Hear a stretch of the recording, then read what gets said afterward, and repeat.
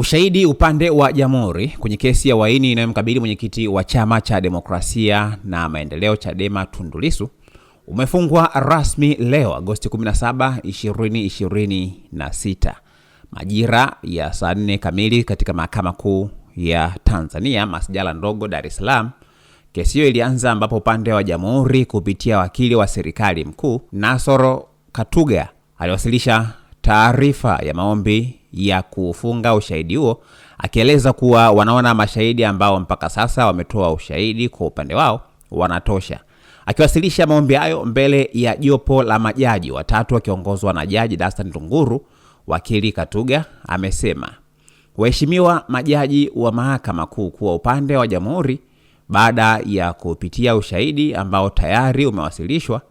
mahakama na kuangalia ushahidi uliobakiwa, kwa maana ya mashahidi ambao wamebaki, tumeuchambua na kuangalia hoja zilizokubaliwa upande wa Jamhuri,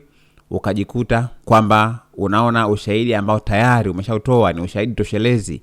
na kuleta ushahidi zaidi kuthibitisha hoja ambazo zilikubaliwa wakati wa hoja za awali, preliminary hearing. Hii ni kinyume cha sheria, amesema Katuga. Hivyo basi tunafurahishwa kuitaarifu mahakama hii tukufu kwamba upande wa Jamhuri umefunga ushahidi wake kwa mashahidi hao 17. Lissu alieleza mahakama kuwa hana shahidi na hoja hiyo, huku majaji wakikubaliana na hoja hiyo, ambapo kwa sasa kesi inaendelea na tutakuletea taarifa kamili kutokana na mwenendo wa leo,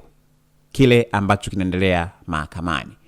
Ikumbukwe katika kesi hii ya Jamhuri ilikuwa na jumla ya mashahidi 30, lakini hata hivyo ilishaeleza haitalazimika kutumia mashahidi wote, bali itatumia wale ambao itaona wanatosha kuikamilisha kesi hiyo na ushahidi huo.